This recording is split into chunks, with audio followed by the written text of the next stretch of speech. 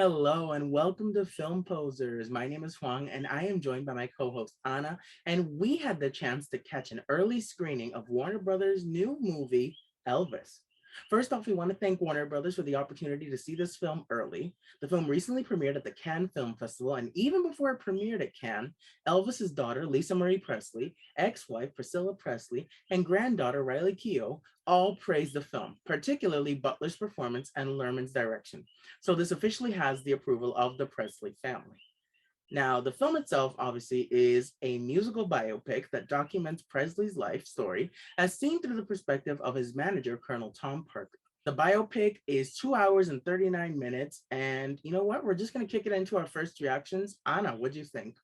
So, first of all, the movie wasn't on my radar to be exactly.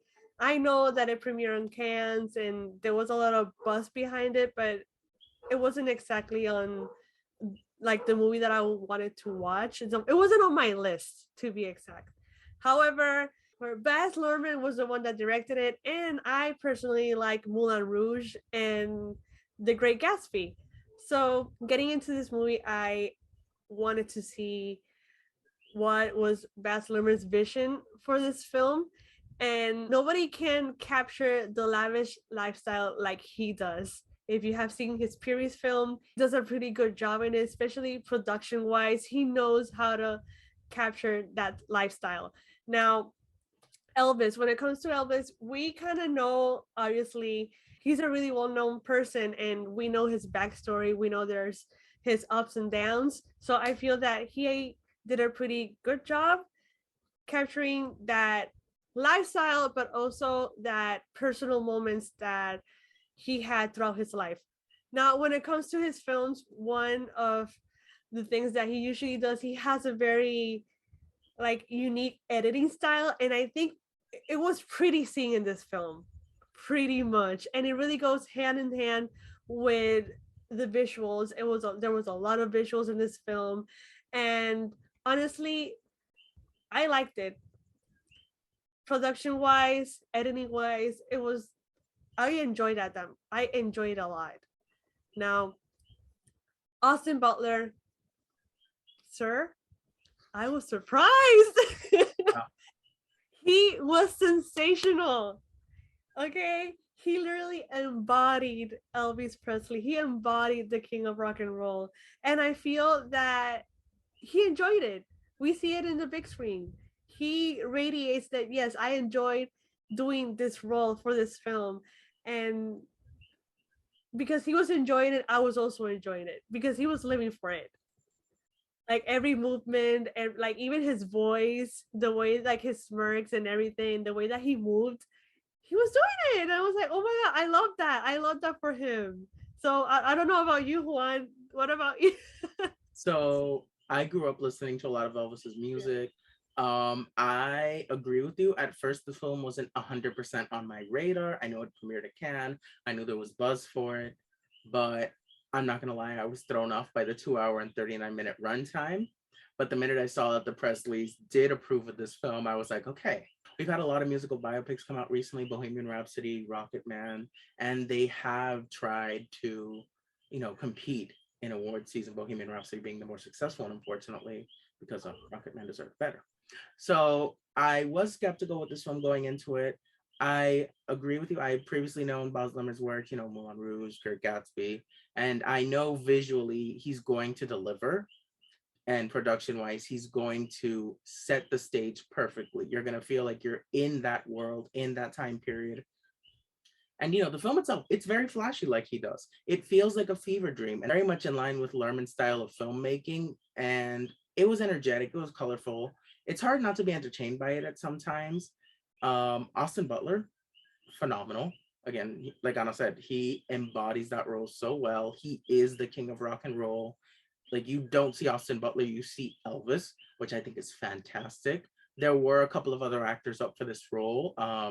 Rumor is, for those of you who don't know, Ansel Elgort, Miles Teller, and Harry Styles were all competing for the role of Elvis. Austin Butler booked it, and quite honestly, the way he performs here, I couldn't have seen it going to any other actor. He just is Elvis. You can tell he took the time to study the Elvis. You can tell he took time to learn his movements, study what his mannerisms were, and just make sure that when he was on stage, when he was in front of the cameras, he gave it everything. And it shows, like Anna said, when he was having fun with it, so were you. The performances in this film, I think, are one of the best parts, one of the most entertaining parts that the audience can really enjoy. The soundtrack, I was vibing with it. It was amazing. It punches up Elvis's works and it amped up a lot of the performances throughout. It has that blend of modern music, which was fantastic. One of my favorites, obviously, being Vegas by Doja Cat, which is a modern rendition in the style of the classic Hound Dog. You know, she crushes it. Again, though, this film is 2 hours and 39 minutes. You do feel it. It does zoom past his life. And I don't know if I would have cut anything. That's the thing. I don't know where I could cut, but it is at times hard to sit through because of the pacing. I checked my phone twice just to see if we were closer to the end because I more or less knew the story, but I didn't know how far they were going to go into a story. And again, you feel it. The best scenes, obviously, again, are when Elvis is passionately performing, where you can really see and appreciate how much Elvis adored performing with a crowd, when he was truly who he wanted to be. The editing, wow. It's very stylized. For me, it was insane. It focuses at one point on Elvis's wiggle, and that was also kind of insane, but Austin Butler really sells it. It had a lot of split screen moments, which, you know, our when we were at the screening, our seats were so close to the screen that I was just like this the whole time. Yeah. So Yeah. I had a headache. If you're gonna see this in theaters, pick a good seat because I had to look up the whole time, and I was just like, this is gonna Yeah. be such a headache. And it had so many colors, so many things going on that I was just like, oh, this editing is not for people who are sitting in the front row. I personally like the editing because, again, like you said, it's very stylized, it's very unique, and you don't normally see that kind of fast-paced editing like Baz Luhrmann. For example, Moulin Rouge, man, they could run a marathon, okay, with that damn editing. And you see it here in Elvis again. Yes, pacing wise, it's I felt that the first couple of minutes it was too fast. We got to see his whole life in just like under 10 minutes, and it wasn't even the last first act. Just like you did, I did ended up checking my phone a couple of times because I didn't know where the movie was going, because there was a moment that it was trying to end, but it kept going, and then we had a time skip for a couple of years later and it still kept going. And I don't know, I think that is one of the reasons why I wasn't that into the movie for a point.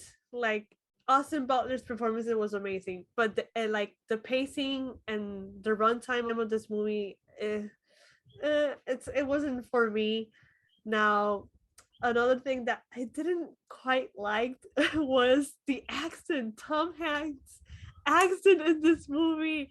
I It think caught me off guard. It was, I don't know how to describe it. I do. It sounds like he saw Jared Leto in House of Gucci and he said, oh my dear, I'm gonna go for another accent that will also irritate film Twitter. Like, my God, I was just the whole time like, sir, just speak regularly. I know what you sound like. Like, don't do this accent. It hurts. And the thing is, yes, that was part of the character. But after a while, I was just like, Thomas Hanks, we gotta stop right here. This accent is killing me. He does an accent that honestly just caught me off guard. And for the first couple of minutes, I wasn't used to it. I wasn't used to it at all. Obviously, as the movie kept going, I I just I was fine by it. But still, it's weird. It's a weird accent that he does, but it doesn't interfere with his acting. Yeah, I'm not Yeah. gonna lie, it's one of the cringiest accents I've heard since Jared Leto in House of Gucci. Um, when he spoke, I was cringing a lot. But even then, I agree he knew how to act it. But the accent was an odd choice. Choices. I don't think it fit him, but he Yeah. tried something different. It just didn't work out. I don't think it'll work out for everyone. Yeah, he did. I mean, he tried. I mean, he tried with the accent. Well, she tried. At least, she. I think he tried to like spice things up a bit, but it just didn't work out for him. It just came out a little bit silly, to be honest. Yeah, also he has a line towards the end, one of his last lines, involving Elvis. And as someone who knew the story, it pissed me off. I think that was the moment where I went from 4 to 3.5 because it just made me so upset. And I really think for me, it kind of killed what I was enjoying about the movie because it wasn't true. But his character is a manipulator. Mm-hmm. So, in a sense, it does its job. But in terms of what it does for the audience, it for me, it upset me. It didn't work for me. His character, like throughout the film, he was narrating the story to the Yes. audience, and obviously, his character was that he is a manipulator, and he was trying to manipulate us and how he saw the story and how the story is. So that's why the ending, like the ending line that you're trying to talk about, it came out a little bit cringy. And I think the reason why we reacted that way is because throughout the whole film we see how bad of a person he is. When it comes to that line, it also threw me off. There was a like this movie is not perfect, Yeah. but it's enjoyable. I think if you want to watch this film, you should really watch it for Austin Butler's performance. Yeah, and speaking of Austin Butler, just as great as he was at capturing the essence of Elvis, I have to give a shout out to Olivia DeJonge, who her Priscilla Presley. It was fantastic. I really liked her interpretation of the role. I thought she was great. It came out of nowhere. I wasn't expecting it, and it was so good. It felt very accurate. Yeah, but I also felt that with her story, it was sidetracked a lot. Like, There are so many stories being told. You kind of can't help but it feels sidetracked because it is a really long story, and the movie itself it goes like 0 to 60 in 3.5 to quote a great prophet named Rihanna. mhm, You know, yeah, it's 2 hours and 39 minutes, and you feel it. And like you said, the pacing here is a lot. Like we're quickly getting so many details about Elvis's life to the point where it felt as if you wish it would kind of be a limited series on HBO Max so you could properly appreciate everything that's going on rather than a movie. And by the end, I don't know about you, but it kind of felt like a blur. Like when you go on an amusement park ride that goes really, really fast and in circles, and it was a lot to take in. Then afterwards, you're like, well, that was a lot that happened in that time. And then it ends. yeah, totally. Because there's again, like I agree what you said. There's a lot of stories here, and I feel that with the editing choices that they were made, like it totally worked for the fast pace issue. But there were some times in the film that it was slow, so it just they didn't know how to equally distribute the story between the whole film. And yeah, that's why it felt that one of the stories just got sidetracked or pushed back. You can't process this as quick as you would like to the point where you might even feel you get overwhelmed by it. And I think that's one of the problems with this film. Like you said, it's not perfect. Overall, I thought it was fun though. As a fan of some of the music, I was singing along. I knew the story, so I was able to follow along perfectly. It was pretty accurate. Certain plot points were not perfectly depicted, but overall, for Baz Luhrmann's style, I think it works when it works, and other times it could have been better. But at the Mhm. end of the day, if this has the Presley's approval, they're happy with it. So I feel we also have to take that into consideration to say at least this is a biopic that was done out of respect, out of love for Elvis, the person, and they went to the extent to get that approval. Yeah, yeah, it is an enjoyable film, especially Austin Butler's performance. Again, I keep repeating the same thing, but his performance was so great. It was so amazing, and I think that is just one of the highlights of this film. And yeah, if you're a Baz Luhrmann fan, go watch it. He doesn't make a lot of movies these days, okay? This movie has a really heavy budget. I think Yeah, it came close to 100 million. And you can yeah. see it throughout the film. The costumes, which were great, the visuals. It spent the money. So, Production wise is there. You oh, it's see there. it. you can see where the money went. Exactly. So overall, Anna, would you consider this a film you should see in theaters or maybe wait for? Where do you stand on that? Because a lot of people feel that it is so long that you kind of are torn if you're going to spend the time in the theater or if you're going to wait for it to be at home. Mhm. I feel that it is a movie that you should see in theaters because it is a visual spectacle. And it really goes hand in hand with the editing style of this film. And I feel like it needs to be appreciated on the big screen. And it is enjoyable for, it has flaws. It's not perfect, but it's a really enjoyable film. And I feel that Elvis fans will appreciate this type of film. Yeah, for me, I don't know if it's you have to rush to the theater to see it. I think if you're on the fence and you want to see something in a theater and you're okay with it being as long as it is and you're not sure, I would see maybe like a matinee, one of the first shows. Fans of Elvis Presley will for sure enjoy this. Again, it has the approval of the family. That's rare these days. So that is a really good reason to go support this. If you're curious about it, you should check it out. I agree with you. It is a visual spectacle that it'll be better appreciated in a theater rather than at home.